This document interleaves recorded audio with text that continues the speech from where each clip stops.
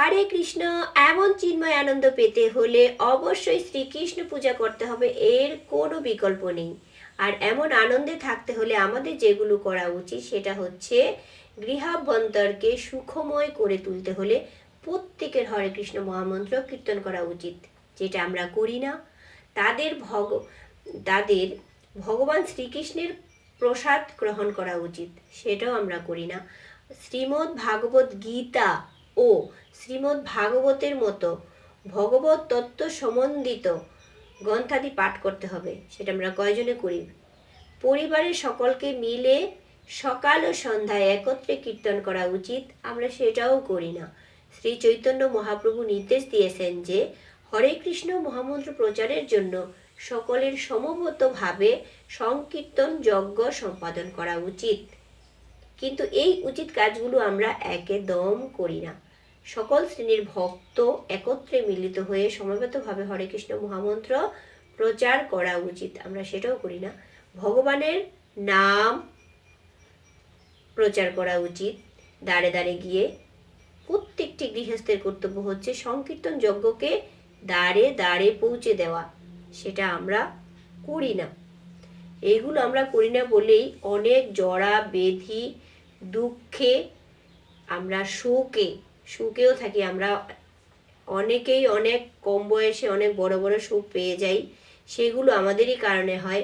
যেই কাজগুলো আমাদের করা উচিত আমরা একদমই করি না। আর ইসকন প্রতিষ্ঠাতা প্রভুপাদ বলেছেন, saint Hare Krishna and be happy, মানে হরে কৃষ্ণ জপ করো আর সুখী হও। তা আমরা কজনে আর জপ করি বলো? আমরা ঠিক মতো জপ করছি না, আর ভগবানের সেবা পূজা করছি না। আমরা পৃথিবীতে এসেছি শুধু ভগবান শ্রীকৃষ্ণের সেবা পূজা করার জন্য, সেটা কয়জনে করি ঠিক মতো? আমি যে এত কিছু বলছি, আমি কি করি ঠিক মতো? আমিও করি না। এইরকম বৃষ্টিতে ভিজে ফুল তুলছি, তারপরে ভগবান জগন্নাথকে সেবা পুজো করব, সব ঠিক আছে। এইখানে যে আনন্দ, যে চিন্ময় আনন্দ, সেই কাজটা অনেক অনেক টাকা পয়সা খরচ করার পরেও, অনেক লোকজনের সাথে মিশলেও, ক্লাবে গেলে, ঘুরতে গেলে, সে যাই হোক, এই যে ভগবানের সেবা পূজায় যে আনন্দ, সেই আনন্দটা আর কোথাও পাওয়া যায় না। সে মন থেকে যে একটা আনন্দ, এই আনন্দটা পেতে হলে কি আমাদের কোনো টাকা পয়সা খরচ করতে হয় না, একদম বিনা পয়সাতেই আমরা পেতে পারি।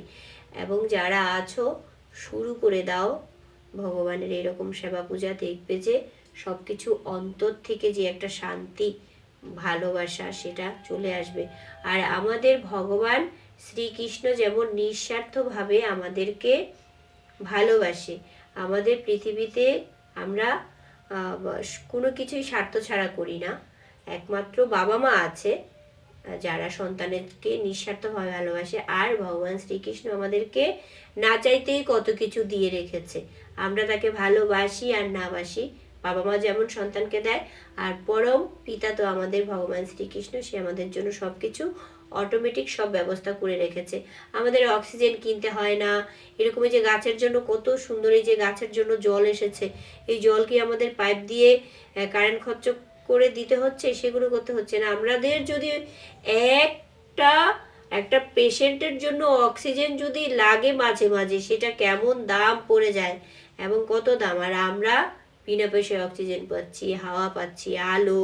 কারেন্ট চলে গেলে রাতে একটু আলোর জন্য আমরা কেমন করি? সারাটা দিন সূর্য আমাদের আলো দিচ্ছে, বাতাস দিচ্ছে। এই পৃথিবীতে আমরা কত সুন্দরভাবে বেঁচে আছি, সব কিছু তো কৃষ্ণেরই জন্য। কিন্তু কৃষ্ণকে আমরা ভালোবাসি না, কৃষ্ণর ভালোবাসা থেকেই আমরা দূরে থাকি। কৃষ্ণকে ভালোবাসতে হবে মন থেকে, এবং ভালোবাসার পরে তুমি দেখবে যে যে আনন্দ, কৃষ্ণ কখনো আমাদেরকে ধোঁকা দেবে না। আছে না আমাদের জড়জগতিক যে বিষয়ীভাবে যে ভালোবাসা, কিছু দিলাম ভালোবাসা পেলাম, কিছু দিলাম না পেলাম না, কিন্তু সেটা না। আমরা কৃষ্ণকে কিছু দেই না দেই, তার সে আমাদেরকে ভালোবেসেই যাচ্ছে। এবং ভগবান চায় যে আমরা ভগবানের কাছে ফিরে যাই। সে যত জনমই লাগুক, সে চায় যে আমরা আমাদের পরম পিতার কাছে ফিরে যাই। সেই জন্য, এবং ফিরে যাওয়ার জন্য আমাদেরকেও ভগবানের সেবা পূজা করতে হবে মন থেকে। ভালো লাগবে খুব। তো সবাই ভালো থেকো, আর কি বলবো, আমার হয়তো জ্বর চলে আসতে পারে, আমার জ্বর হয়তো চলে আসতে পারে।